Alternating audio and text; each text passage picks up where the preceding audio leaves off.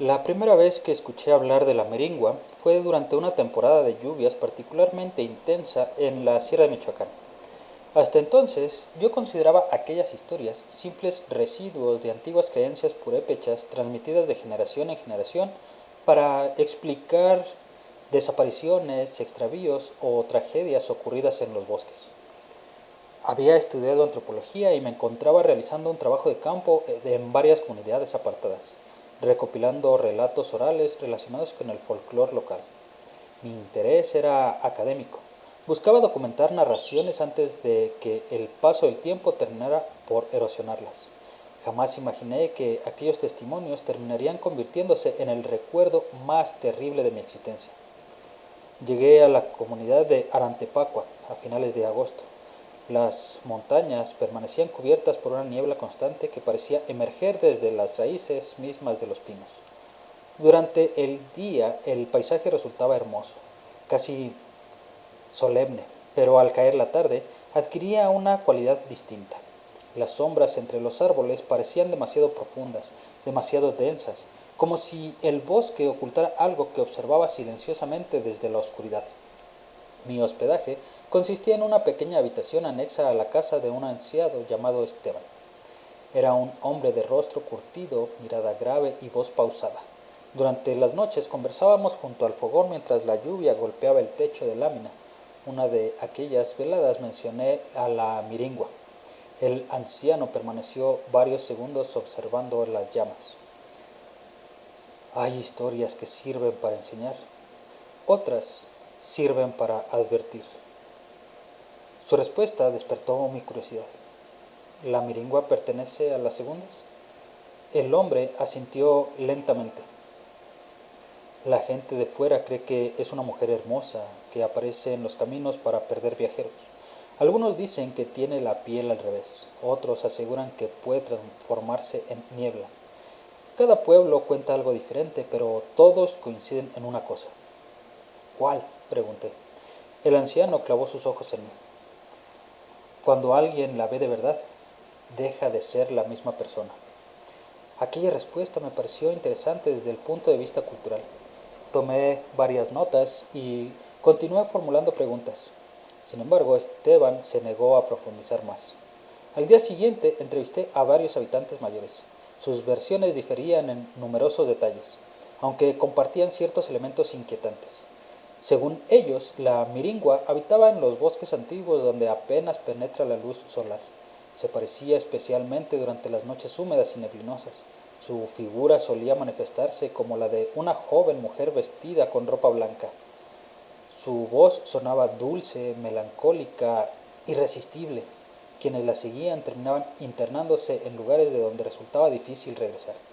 Muchos relatos hablaban de desapariciones, otros hablaban de locura. Uno de los ancianos afirmó que la criatura poseía la capacidad de alimentarse de los recuerdos. Según su relato, las víctimas regresaban días después incapaces de reconocer a sus familiares o incluso sus propios nombres. Aquella descripción llamó poderosamente mi atención. Pensé que quizá existía una relación entre esas leyendas y ciertos trastornos neurológicos o psicológicos desarrollados tras experiencias traumáticas en el bosque. Con esa idea en mente, decidí explorar una zona mencionada repetidamente por los habitantes, una antigua cañada situada a varios kilómetros de la comunidad. Partí una mañana gris acompañado únicamente por mi equipo de grabación, una libreta y una cámara fotográfica. El sendero atravesaba una región especialmente antigua del bosque. Los pinos alcanzaban alturas extraordinarias, sus troncos oscuros emergían entre helechos gigantescos y musgo espeso. A medida que avanzaba, experimenté una sensación difícil de describir. El silencio parecía crecer progresivamente. Los sonidos habituales del bosque comenzaron a desaparecer. Primero dejaron de escucharse las aves, luego desapareció el murmullo de insectos. Finalmente, solo permanecieron mis propios pasos.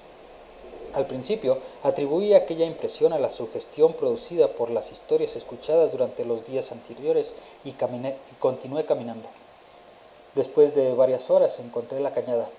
Era un lugar estrecho y profundo, rodeado por enormes paredes cubiertas de vegetación. Una neblina blanquecina flotaba cerca del suelo. Tomé varias fotografías, realicé algunas grabaciones de audio y entonces escuché una voz femenina. Cantaba. La melodía parecía provenir de algún punto oculto entre la niebla. Experimenté un sobresalto tan intenso que permanecí inmóvil durante varios segundos. La explicación racional resultaba evidente. Alguna mujer de la comunidad se encontraba cerca. Sin embargo, aquella posibilidad comenzó a parecerme improbable conforme escuchaba con mayor atención.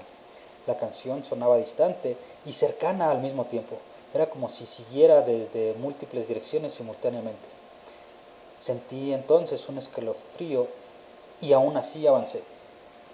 La curiosidad profesional terminó imponiéndose sobre mi prudencia. Mientras descendía por la cabaña, advertí algo extraño. La melodía parecía cambiar ligeramente cada vez que intentaba localizar su origen. A veces surgía frente a mí, a veces de atrás. En ocasiones parecía resonar junto a mi oído. Entonces observé una figura. Era una mujer, parecía inmóvil entre la niebla. Vestía una larga túnica blanca, su cabello negro descendía hasta la cintura. Durante algunos instantes experimenté alivio. Había encontrado una explicación tangible. Levanté una mano para llamar su atención y la figura comenzó a caminar lentamente, alejándose. Entonces intenté alcanzarla y ella me empezó a evadir entre los árboles y yo seguía sus pasos. Cada vez que creía estar cerca, la distancia permanecía exactamente igual. El fenómeno me resultaba tan extraño que terminé olvidando la prudencia y continué siguiéndola, minuto tras minuto, quizá durante una hora o quizá más. Perdí completamente la noción del tiempo. Finalmente, la figura se detuvo y la niebla se abrió ligeramente. Entonces pude verla con claridad. Todavía recuerdo el instante exacto. Todavía aparece en mis sueños y siento un sudor frío cada vez que la recuerdo. La mujer permanecía de espaldas. Su cabello ocultaba parte de su cuerpo. Sin embargo, sus piernas eran visibles. Sus pies apuntaban hacia atrás. El mundo pareció congelarse. Sentí cómo mi corazón comenzaba a golpear violentamente dentro de mi pecho y la figura giró lentamente. Jamás olvidaré aquel rostro. Era hermoso, de una belleza imposible. Sus facciones parecían perfectas, sus ojos brillaban con una intensidad sobrenatural, pero existía algo profundamente incorrecto en ellos, algo que mi mente identificó antes de comprender. Sus ojos carecían de humanidad, parecían abismos, como pozos infinitos llenos de oscuridad. La mujer entonces sonrió y habló. Pronunció mi nombre. Aquello destruyó cualquier intento de racionalización. Yo jamás había mencionado mi identidad durante toda aquella excursión. Nadie podía encontrarse allí. Y sin embargo, ella conocía mi nombre. También conocía muchas otras cosas. Comenzó a recitar recuerdos de mi infancia, mi escuela, mi primer amor, la muerte de mi abuelo, secretos que jamás compartí con nadie. Cada palabra surgía acompañada por una sonrisa cada vez más amplia. Sentí una sensación insoportable, como si aquellas memorias estuvieran siendo arrancadas de mi interior una tras otra. Comencé a olvidar, primero detalles pequeños, fechas, nombres, rostros, luego recuerdos completos. Pude percibir el proceso. Era semejante a observar cómo páginas enteras desaparecían de un libro. La desaparición me impulsó a retroceder. La criatura avanzó un paso y otro más. La niebla comenzó a girar alrededor de nosotros. Las sombras entre los árboles parecían moverse. Miles de susurros surgieron desde todas partes. Escuché voces pertenecientes a familiares fallecidos. Escuché amigos de la infancia, personas que habían desaparecido de mi vida décadas atrás. Todas me llamaban. Todas me invitaban a acercarme. La miringua extendió una mano. Su sonrisa alcanzó una amplitud imposible. La piel de su rostro comenzó a abrirse lentamente como una máscara desgarrándose. Debajo apareció algo distinto, algo antiguo, algo que jamás debió existir. Era una boca enorme llena de dientes irregulares. Vi ojos adicionales abriéndose bajo la piel, movimientos semejantes a gusanos recorriendo sus mejillas. Aquella visión destruyó cualquier capacidad de pensamiento racional y corrí. Corrí como jamás había corrido. Las ramas golpeaban mi rostro, las piedras hacían tropezar. Aún así continué avanzando. Detrás de mí resonaba la canción. Más cerca, cada vez más cerca. En cierto momento sentí unos dedos rozando mi cuello y creí que había llegado a mi final, pero entonces escuché otro sonido. Campanas, campanas de iglesia. Su eco atravesó el bosque. La canción cesó instantáneamente. La presión que oprimía mi mente desapareció. Seguí corriendo hasta desplomarme cerca de un camino. Cuando recuperé la conciencia me encontraba en la comunidad y varios visitantes me rodeaban. Entre ellos estaba el viejo Esteban. Al verme despertar, el anciano suspiró profundamente. Volvió. Aquellas palabras resultaron extrañas. ¿Cuánto tiempo estuve fuera? Su expresión cambió y nadie respondió de inmediato. Finalmente una mujer habló. 3 días, dijo. Sentí que la sangre abandonaba mi cuerpo. Yo recordaba apenas unas horas. 3 días completos habían desaparecido. Intenté reconstruir lo ocurrido y me resultó imposible.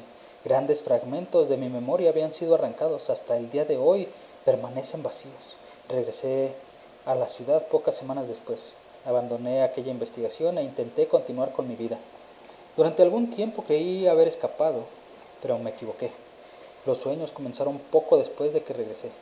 Siempre era el mismo bosque, la misma niebla, la misma canción. Con el paso de los años apareció algo peor. Empecé a olvidar. Al principio eran olvidos pequeños, luego fueron creciendo. Fui olvidando momentos enteros de mi vida. Los médicos hablaron de estrés, ansiedad y posibles alteraciones neurológicas.